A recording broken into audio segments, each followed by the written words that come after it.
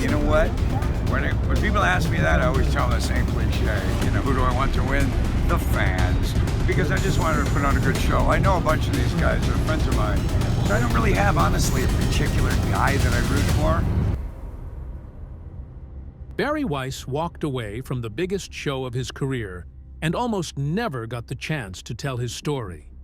For years, Storage Wars fans saw him as the untouchable, wealthy collector with the flashy lifestyle and a talent for turning abandoned lockers into treasure. But away from the cameras, everything changed. A devastating incident left him fighting for his life, forced him away from the spotlight, and changed the future he once imagined. Yet somehow, Barry returned. So what really happened to Barry Weiss after Storage Wars? And who really is the man behind the sunglasses? Join us as we uncover the heartbreaking tragedy of Barry Weiss. The life before fame. Barry Weiss is, without a doubt, one of the most popular faces on Storage Wars. To many viewers, Barry became successful after his appearance on the show, but nothing could be further from the truth. Long before millions of viewers even knew his name, Barry Weiss was already living a life most people would consider complete. He wasn't chasing fame. In fact, he had already built the kind of success that makes fame unnecessary. Fans know him for his money and larger-than-life personality. But what many don't know is that the path to his current life could be described as rocky at best. Growing up in the San Fernando Valley, California, Barry learned early that money was tight, even though his family was working class. To supplement whatever money he had at the time, Barry had to mow lawns, wash cars, and sell food at the stadium. Thanks to these early jobs, Barry learned to read people. He learned to pitch fast and close deals, a skill that would later prove more useful than he thought. After high school, Barry ditched the idea of going to college. Instead, he moved through a series of blue-collar gigs before landing work on a second-hand merchandise liquidation dock in 1972. That was his turning point. He discovered storage unit auctions, realized he had a sharp instinct for spotting undervalued items, and never looked back. Then, with the experience he gained from his endeavor, Barry started a business that would cause many people to wrinkle their noses. He started buying unclaimed lots, returned retail goods, stacks of old merchandise, and repossessed freight.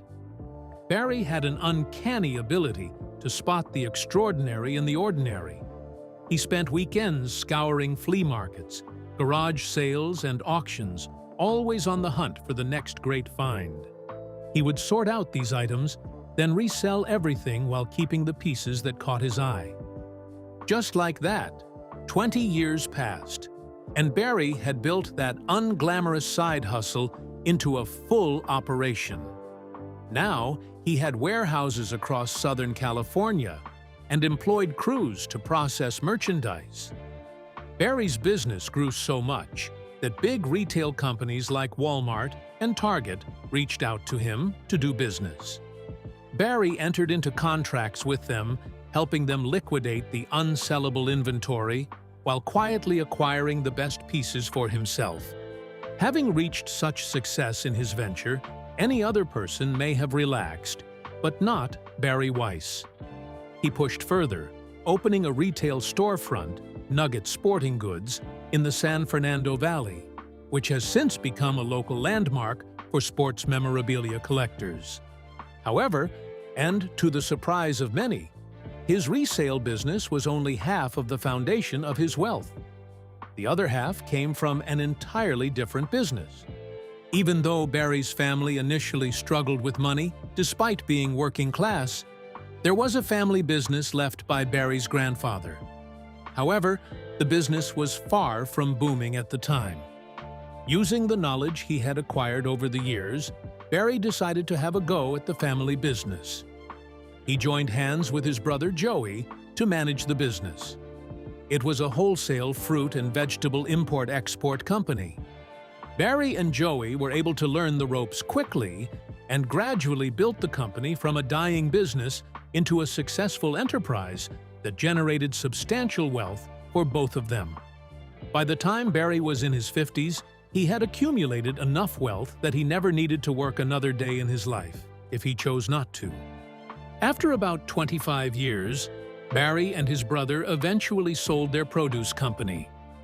At this point, Barry was financially secure, relatively young and healthy, and completely uninterested in traditional retirement. He had spent his entire adult life working, dealing with the stresses and demands of running a business, and now, suddenly, he had unlimited free time and resources, but no clear direction for what to do with them. Shortly after selling the business, Barry's friend, Tom Beers, a television producer and narrator who became the executive producer of Storage Wars, approached him. When Tom invited Barry to join the show, he didn't hesitate. By the time television found Barry, success was already behind him, but fame was about to change everything. When fame came calling. When Barry agreed to appear on Storage Wars, media outlets insisted that he did it for the fun of it. There's a surprisingly logical explanation behind that speculation. Barry had shown from a young age that he enjoyed the hunt as much as the acquisition. For someone like that, storage auctions were the perfect form of entertainment. He had been visiting storage auctions since forever, and it was on one of those visits that he crossed paths with other regular buyers who would eventually become his Storage Wars castmates. He met Dave Hester, Daryl Sheets, and the others who made their living buying and reselling storage unit contents. Storage Wars finally premiered in December 2010. The show's concept was simple, yet addictive. Professional buyers competed to bid on abandoned storage units, hoping to uncover treasures they could resell. But from the very first episode, Barry's presence was impossible to ignore. Viewers could immediately tell that he was different. Most people were bidding to make a living, but Barry was clearly already wealthy. He was not depending on the show for income, and it became clear that he really was there because he found it entertaining. Still, he played his role well. His bidding strategies were as bold as his personality. Barry usually shocked his competitors by placing high bids early, which would immediately throw them off balance and assert his presence.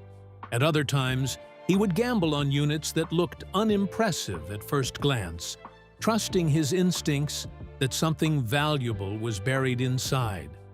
More often than not, those daring moves paid off, leading to surprising treasures that showcased his expertise.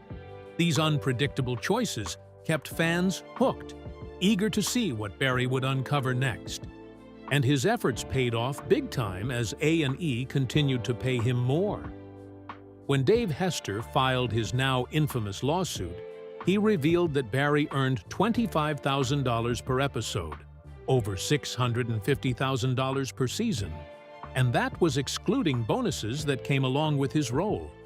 The agreement between Barry and the producer was that he would stay for at least 4 seasons, and in those 4 seasons of the show, Barry was arguably the most popular cast member. He had a vast number of fans, particularly among women. According to some reports, some women regularly approached Dave during filming, just to pass their phone numbers to Barry. Barry became one of the biggest stars on television.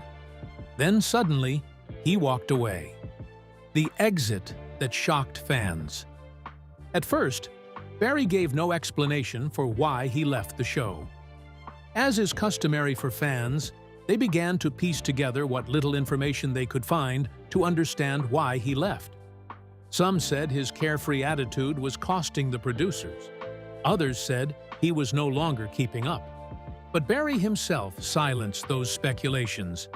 His reason for leaving was simple. Barry said he wanted to leave the show while it was still popular, and that he had had enough. When he stopped appearing on screen, he went back to doing what he loved most, being a professional world-class slacker.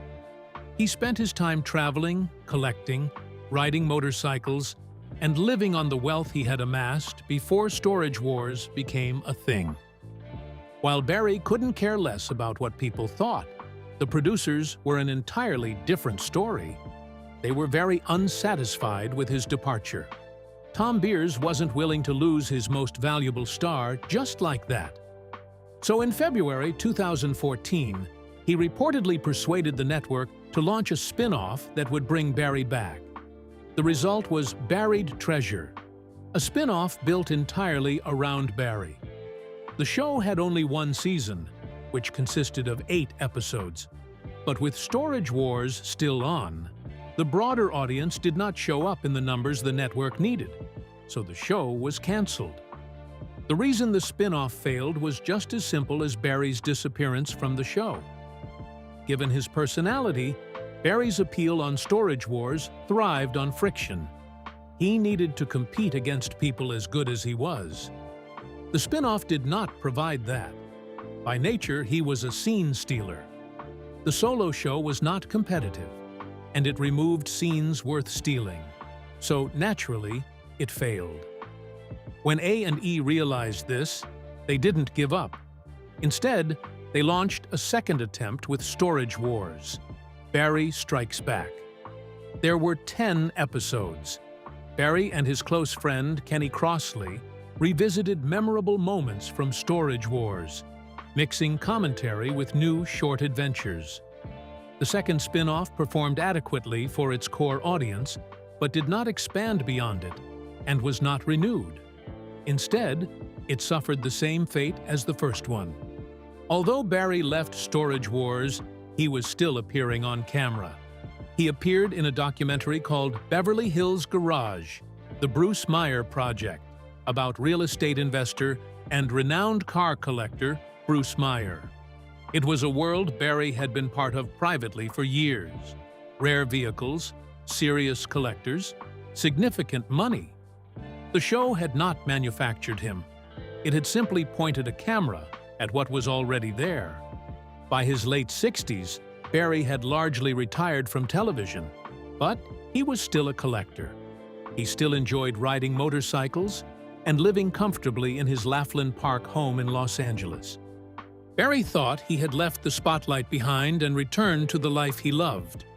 But life had other plans. A near-fatal crash. After retirement, Barry was living a life few could only dream of. He had the money, the fame, and the peace he had wanted ever since he was a child. But that peace was shattered on April 24th, 2019. Barry Weiss and his friend Jamie Robinson were out on their usual routine, riding motorcycles through the Los Feliz neighborhood of Los Angeles. It was supposed to be an ordinary afternoon ride, but nothing about that afternoon was ordinary. As they rode along, a vehicle emerged from a parking bay and directly into their path. It happened so fast that by the time they realized, it was too late for either of them to hit the brakes. They crashed into the rear of the vehicle. The impact threw Barry from his bike, leaving him unconscious. Shortly afterward, Jamie posted from a hospital bed describing his own injuries. He suffered a broken knee, elbow, and wrist. But according to him, he was the lucky one. Barry, he wrote, was much worse.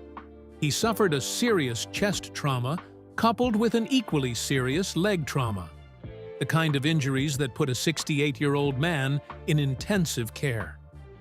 TMZ claimed to have obtained the actual 911 call from the driver of the car.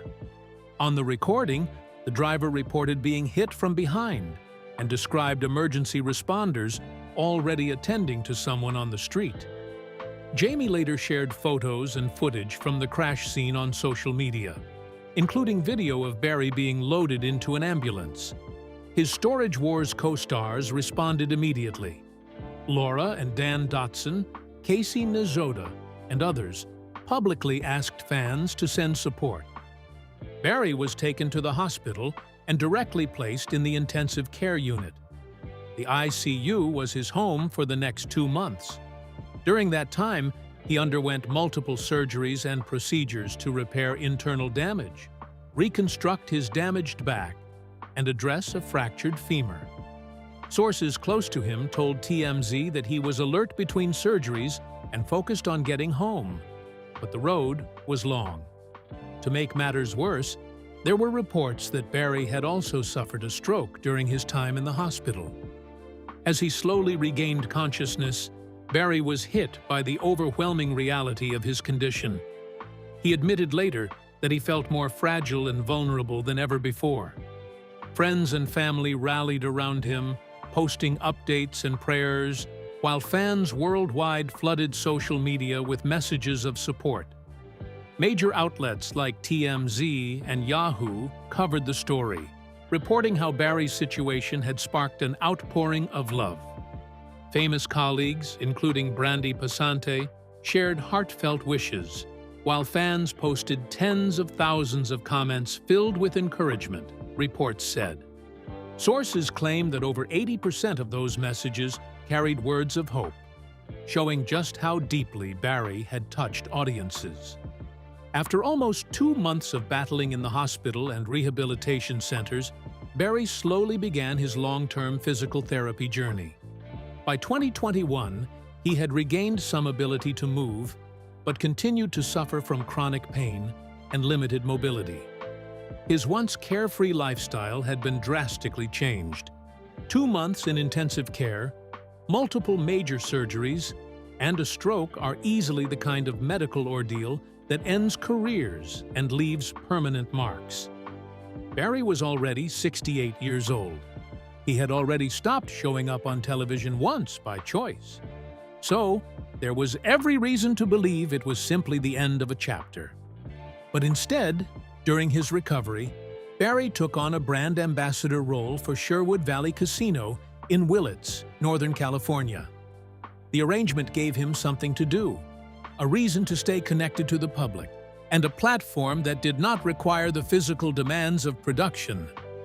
But even after surviving such a harrowing ordeal, Barry had to accept a heartbreaking truth. It didn't help matters when rumors began to spread about his death. Most people believed that Crash had closed the final chapter of Barry's story. They were wrong. An unexpected comeback. In November 2021, Storage Wars returned for its 14th season. The opening scene alone overshadowed several episodes combined. As the first episode started, viewers saw a 1939 Lincoln Zephyr rolling slowly onto an auction lot.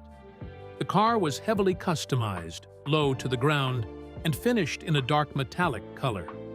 It had a flamethrower exhaust system, something the cast members themselves couldn't stop staring at. Everyone watched as the car came to a halt, but nobody could guess who was behind the wheel. Someone even suggested the car was a Batmobile. Then, in an overly dramatic gesture, typical of only one person on Storage Wars, Barry rolled down the window and his co-stars watched, some with raised eyebrows. 70-year-old Barry emerged from the car like a wrestling champion. His return for season 14 was warmly received by longtime fans and introduced him to viewers who had found the show after his original run.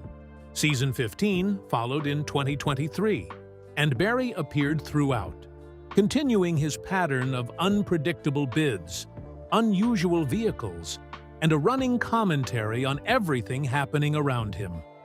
Then, he disappeared once again. When season 16 premiered, Barry was nowhere to be seen, and he offered no public explanation. Fans who had watched his season 14 entrance on a flamethrower-equipped Lincoln now had no idea whether the exit was permanent or temporary. The reasonable assumption for much of the season was that season 15 was his finale, a last run on his own terms without a dramatic goodbye. But Barry came back once again, and what happened next proved he still wasn't finished. 75 and still kicking. When season 17 premiered in February 2026, fans were surprised to see Barry Weiss among the cast. Now 75 years old, the network accurately described his presence in season 17 as adding unpredictability to the auctions, which was the network's formal way of saying that Barry Weiss showed up and did whatever Barry Weiss does. A lot of things happened in his life, but what has not changed across all of it is the basic structure of how Barry operates. He still decides what he wants to do. He does it on his own timeline, and he does not explain himself. As of 2026, 75-year-old Barry Weiss has survived more than most people his age. He has collected a lot more than most collectors seen on television. His cars alone could fill several lifetimes of obsession. First, there's the 1939 Zephyr, which stunned many people in season 14. It is a heavily modified coupe that spent years in the Peterson Museum before Barry brought it home. Then there's the King of Mercs, a 1951 Mercury that survived a disagreement with a semi-truck and emerged reborn in satin black. And then there is the Cowboy Cadillac, the 1947 fastback that Frank DeRosa built, and that Barry insists will never be for sale. A car so distinctive that it earned the title the most famous car in Los Angeles. He pulls up to events in different vehicles each time, not because he is showing off, but because choosing which treasure to drive is its own kind of pleasure. The motorcycle collection rivals the cars, though it came with a price that nearly cost him everything. That accident could have ended his collecting days.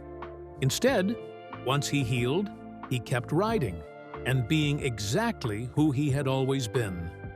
The warehouses are still filled with new treasures because stopping was never really an option. Barry is back on Storage Wars on his own terms. He is still a collector. As for what will happen next, it's safe to say only Barry knows. Yet, fans are waiting to see what move he'll make next. Did Barry stay away from later seasons because of the accident? And when the day finally comes for him to leave Storage Wars for good, can the show ever feel the same without him? Share your thoughts with us in the comments section below. Remember to like, share, and subscribe for more. Also, click the next video showing on your screen. You will enjoy it.